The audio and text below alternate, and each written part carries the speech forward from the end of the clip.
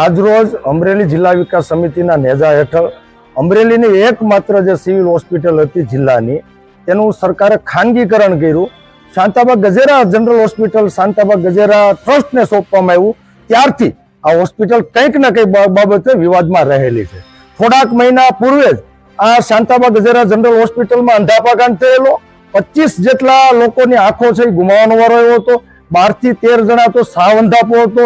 6 થી 7 વ્યક્તિને એક આંખ જતી રહી હતી. 5 વ્યક્તિ છે એને આંખમાં ઓછું દેખાવા મળ્યું હતું. પરિણામે માનવ આયોગ અને ગુજરાત સરકારમાં ફરિયાદ થતા આ શાંતાબા ગજેરા જનરલ હોસ્પિટલને આકરો દંડ કરોડો રૂપિયામાં ફટકાવવામાં આવ્યો અને જે લોકોના ભોગ બન્યા હતા એને વળતર ચૂકવવાનો આદેશ આવ્યો. આ સરકારી સિવિલ હોસ્પિટલ જ્યારે આ શાંતાબા ગજેરા જનરલ ટ્રસ્ટને સોંપવામાં આવી ત્યારે 33 વર્ષના ગુજરાત સરકાર સાથે એમઓયુ થયેલા છે. 33 વર્ષ સુધી તદ્દન સારવાર મફત, તદ્દન એની દવાઓ પણ મફત આપવાની. તો શા માટે આ ટ્રસ્ટ છે એ આમ જનતા પાસેથી, ગરીબ માણસો પાસેથી ચાર્જ વસૂલે છે? અત્યારે તમારે વેન્ટિલેટર સાથે તમારે બેડ જોતો હોય તો 3500 રૂપિયા છે. વેન્ટિલેટર આઈસીયુ તમારે જોતું હોય તો 4500 રૂપિયા છે. રૂમનું ભાડું પણ રોકાવા માટે 1000 રૂપિયાથી માંડીને 2500 રૂપિયા છે. વળી ડોક્ટર સાથેની સાઠગાંઠ, એટલે આખો કેવો ખેલ હાલે છે પૈસા કમાવાનો કે ડોક્ટર સાથેની સાઠગાંઠના હિસાબે કોઈ પણ સામાન્ય દર્દી આવે અને એમ કે ભાઈ મને આ તકલીફ છે, શરદી. હવે સામાન્ય શરદી જેવો રોગ હોય તો પણ ભારે માયલી દવા લખીને એ શાંતાબા ગજેરા જનરલ હોસ્પિટલ કેમ્પસમાં દરવાજા પાસે એક સદભાવના મેડિકલ આવેલો છે. આ ટ્રસ્ટની માલિકનો છે. તો એ તમારે દવા કમ્પલસરી જે ડોક્ટર પ્રિસ્ક્રિપ્શનમાં લખે છે એ તમારે સદભાવના મેડિકલથી લેવી પડે છે. કારણ કે જે ફ્રી ઓફમાં દવા મળે છે ત્યાંથી દવા મળતી નથી. એટલે ના છૂટકે સામાન્ય લોકોને, દર્દીઓને સદભાવના મેડિકલ થી દવા લઈને આ પૈસા કમાવાનો મોટો કાળો કારોબાર આ શાંતાબા ગજેરા ટ્રસ્ટ દ્વારા થઈ રહ્યો છે.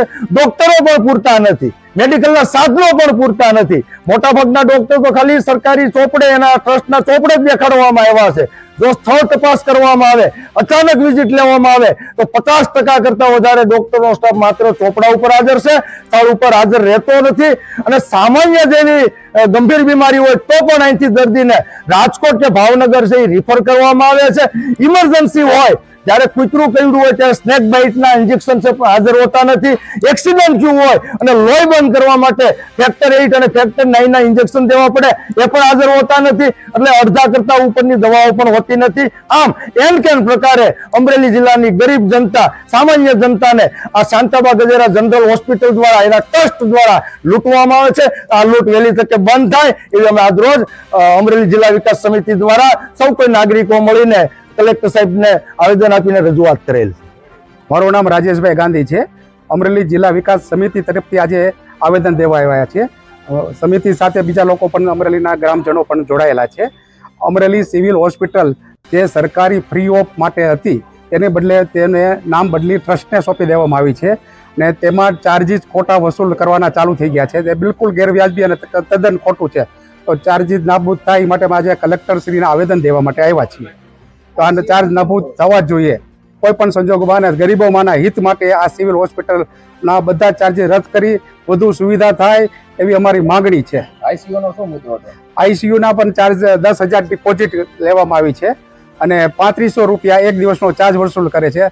અને વેન્ટિલેટર ઉપર રાખવા હોય તો 45 રૂપિયા એક દિવસનો ચાર્જ વસૂલ કરવામાં આવે છે, જે પ્રાઇવેટમાં પણ એટલો નથી હોતો. તો આ ખાનગીકરણ કરીને ગરીબ લોકો માટે સરકાર સિવિલ હોસ્પિટલો બનાવે છે. ગરીબ લોકો માટે પૂરેપૂરી સુવિધા પ્રાથમિક મળી જ જોવે, એની બદલે ટોટલી વેપારીકરણ થઈ ગયું છે. તો આ બંધ થવું જોઈએ અને ગરીબો માટે જ આ સિવિલ હોસ્પિટલ છે, હોવી જોઈએ અને ટોટલી બધો ફ્રી ઓફ ચાર્જ હોવી જોઈએ. આગામી દિવસોમાં આમાં કઈ નિર્ણય નહીં આવે તો અગાઉના દિવસોમાં નિર્ણય નહીં આવે તો અમારે સાથે સંસ્થાઓને રાખીને ગામ બંધ કરવાની પણ ફરજ પડશે ને બીજા ગાંધી ઇન્ડિયામાં બીજા પણ આંદોલન મારે કરવા પડશે. કોઈ પણ સંજોગોમાં ચાર્જ લેવાય નહીં એની મારે પૂરેપૂરી મહેનત કરીશું. અમરેલી સરકારી હોસ્પિટલ જે છે તે ખાનગીકરણ કરવામાં આવ્યું સરકારે ત્યારે કેવા મુદ્દાઓને ધ્યાનમાં રાખીને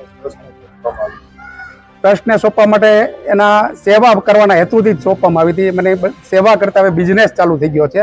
MRI સ્કેન આ તેના બધાના 2,000 થી શરૂઆત ચાર્જીસના થાય છે. દવા પોતે હોતી નથી. દવાની અંદર મેડિકલ સ્ટોર પણ પ્રાઇવેટ નાખવામાં આવ્યો છે. તે દવા પણ દરેક ફ્રી જ આપવાની હોય, એટલે પ્રાઇવેટ કરીને એમાં પણ થયું છે. તો આ બધું હટાવી અને જો એમ સેવા ન કરવી હોય તો સરકારને પરત કરી દે કે આ સેવા કરે. તો આ ટ્રસ્ટને અમારે વિનંતી છે કે આ બધા ચાર્જ હટાવી લઈ, સરકારશ્રીને વિનંતી છે આ ચાર્જ બધા રિમૂવ કરે.